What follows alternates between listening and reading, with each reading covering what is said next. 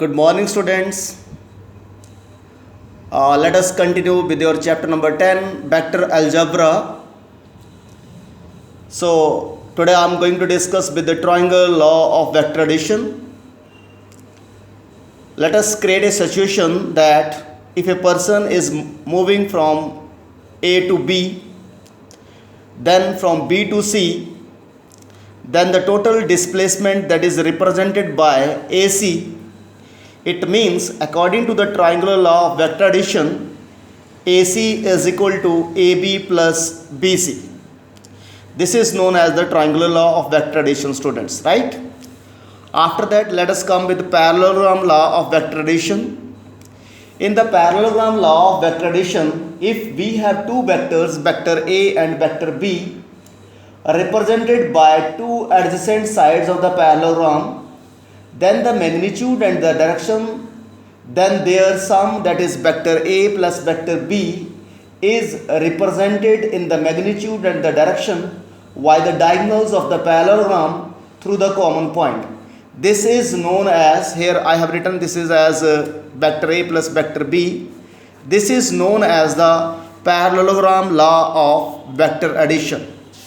After that, let us come, students, with the section formula. So here is the section formula. In the section formula, if we having,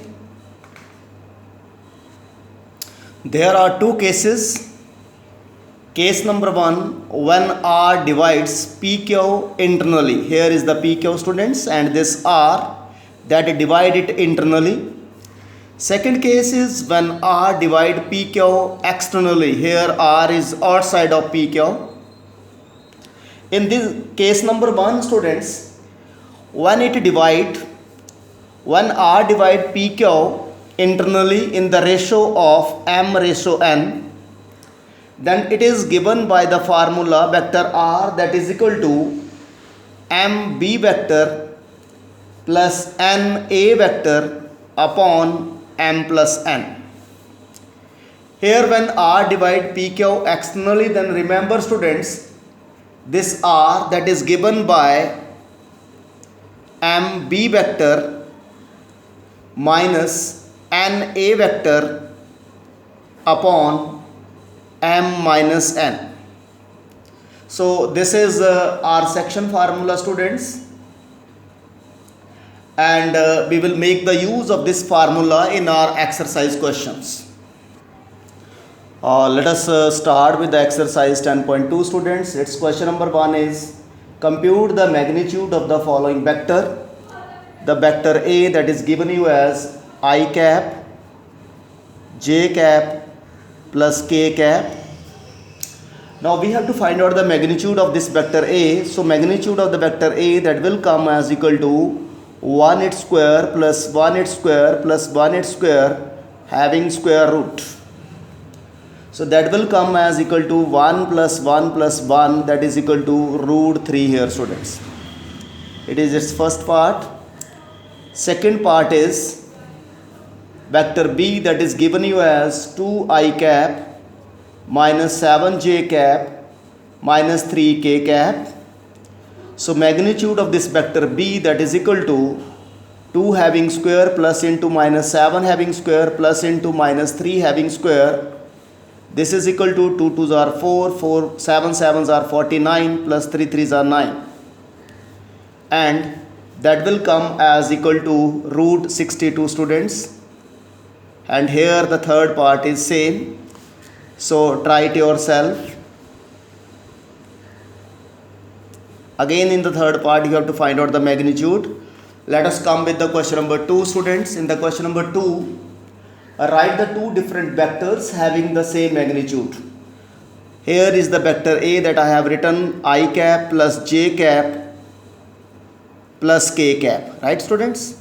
And the vector B that I have written minus I cap plus j cap plus k cap. It is one of the good example that these two vectors having the same magnitude, right, but the different vectors are that one. If you will find out the magnitude of this vector A, that will come as equal to root 3, and if we will find out the magnitude of the vector B, that is also equal to root 3. So remember students, these are the two vectors having the same magnitude. Vectors are different but they having the same magnitude. That is our question. Come with question number 3rd. In the question number 3rd, write the two different vectors having the same direction. Now students, here we have to write the two vectors. I have written the vector here, I cap plus 2j cap plus 3k cap and the vector b, that is 5i cap plus 10j cap plus 15k cap, right? Now what I am doing here students, if this vector b that is equal to, if I will take 5 common, this is I cap plus 2j cap plus this is 3k cap, right? Or the vector b that will come as equal to 5 of vector a.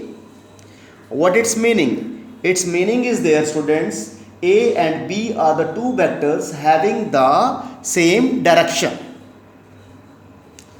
Now come with question number 4. Find the value of x and y so that the vector that is 2i cap 3j cap and xi cap plus yj cap, they are equal. So now here they are equal student, it means we can say that 2i cap plus 3j cap, this is equal to xi cap plus yj cap, means the value of x that is equal to 2, the value of y that is equal to 3 here students, right? Come with question number 5.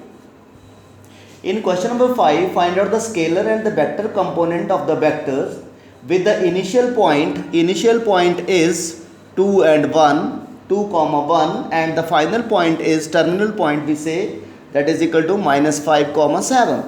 It means therefore the vector AB that is equal to minus 5 minus 2 I cap plus 7 minus 1 into j cap, right students? Now this is AB that is equal to minus 7 I cap plus 6 j cap. Now from here we have to identify the scalar component. The scalar component is minus 7 and 6, and the vector component is what?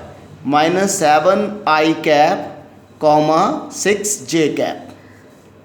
So this is the answer of question number 5 students. So we will continue with that exercise in the next lecture. Thank you very much.